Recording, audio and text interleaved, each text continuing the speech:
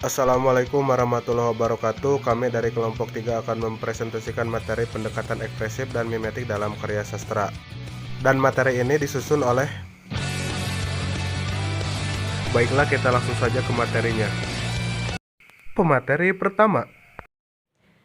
Pendekatan ekspresif merupakan pendekatan yang mengkaji ekspresi, perasaan, atau temperamen seorang penulis. Pendekatan ekspresif mengkaji karya sastra yang memfokuskan kajiannya kepada sastrawan selaku pencipta karya sastra. Ekspresif yang dimaksud berkenaan dengan daya kontemplasi pengarang dalam proses kreatifnya, sehingga menghasilkan sebuah karya. Untuk materi selanjutnya akan dipaparkan oleh Saudari Maryam. Pemateri kedua. Nah, selanjutnya itu yang B, tentang pendekatan ekspresif dalam karya sastra. Pendekatan ekspresif dalam karya sastra memandang karya sastra sebagai ekspresi, luapan, ucapan perasaan dari hasil imajinasi pengarang. Nah, pikiran-pikiran dan perasaan tersebut mempengaruhi atau menimbang karya sastra tersebut. Kejiwaan pengarang juga mempengaruhi. Penyebab utama karya sastra tercipta adalah penciptanya itu sendiri, yaitu pengarang.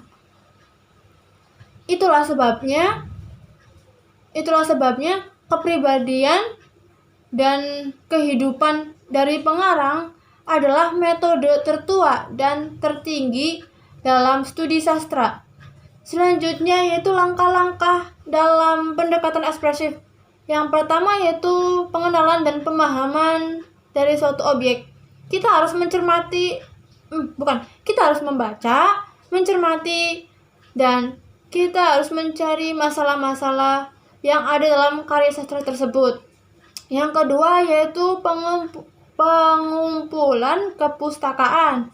Kita harus mencari referensi yang kuat untuk mempertanggungjawabkan analisis kita.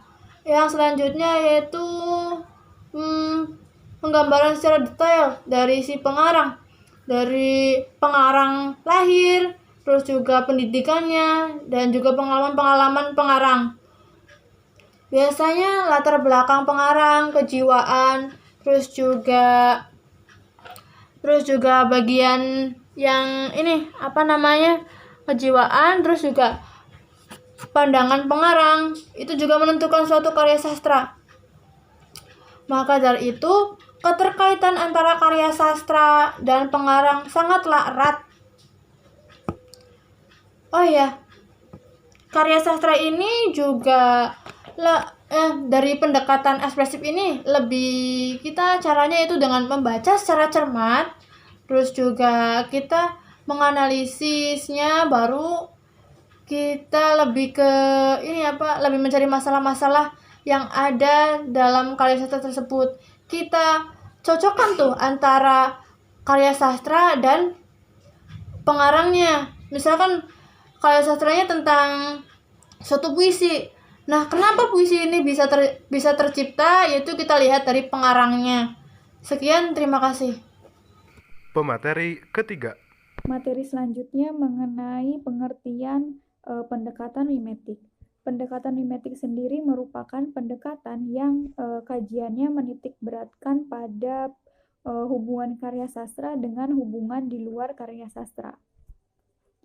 Pendekatan ini memandang karya sastra sebagai imitasi dari realitas. Dalam hal ini, Plato berpendapat bahwa sastra seni hanya berupa peniruan, peneladanan, atau pencerminan dari kenyataan, maka ia ada di bawah kenyataan itu sendiri.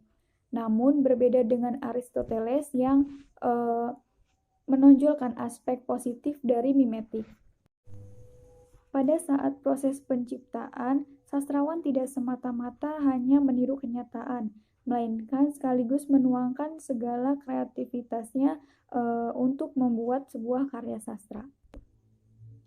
Aristoteles memiliki pandangan bahwa karya sastra merupakan perpaduan antara unsur mimetik dan kreasi, peniruan kreativitas, hayalan, dan realitas.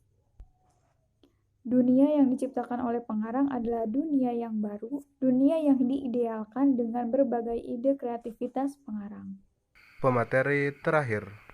Bismillahirrahmanirrahim. Assalamualaikum warahmatullahi wabarakatuh.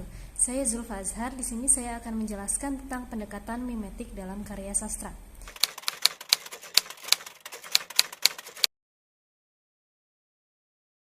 Menurut Abrams, pendekatan mimetik adalah pendekatan kajian sastra yang menitik beratkan kajiannya terhadap hubungan karya sastra dengan kenyataan di luar karya sastra. Pendekatan ini memandang karya sastra sebagai imitasi dari realitas. Abrams pun mempunyai suatu bagan kerangka yang sederhana tapi cukup efektif mengenai pendekatan mimetik. Menurutnya, semesta itu menghasilkan karya. Nah, karya ini dijadikan tulisan oleh artis pencipta dan dibaca oleh audiens. Jadi, pencipta ini hanyalah menuliskan apa yang telah dikaryakan oleh semesta. Pendapat Abrams pun selaras dengan pendapat-pendapat yang lain. Menurut Waluyo, cerita fiksi merefleksikan kehidupan masyarakat. Seringkali dinyatakan bahwa karya sastra merupakan dokumen sosial. Cerita fiksi adalah karya sastra yang paling bersifat mimetik, meniru kenyataan hidup masyarakat. Pendekatan mimetik memandang karya sastra sebagai tiruan atau pembayangan dunia kehidupan nyata, sebagaimana dikemukakan pertama kali oleh filsuf Plato dan Aristoteles.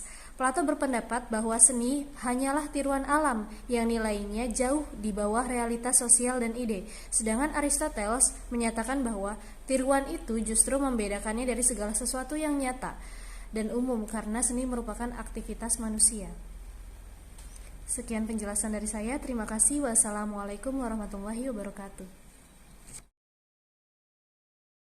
Kesimpulan materi ini adalah pendekatan ekspresif, yaitu pendekatan yang mengkaji ekspresi, perasaan, atau temperamen seorang penulis. Sedangkan pendekatan mimetik adalah pendekatan yang mengkaji karya sastra dengan hubungan di luar karya sastra. Sekian dari kelompok kami, mohon maaf apabila ada kesalahan. Terima kasih. Wassalamualaikum warahmatullahi wabarakatuh.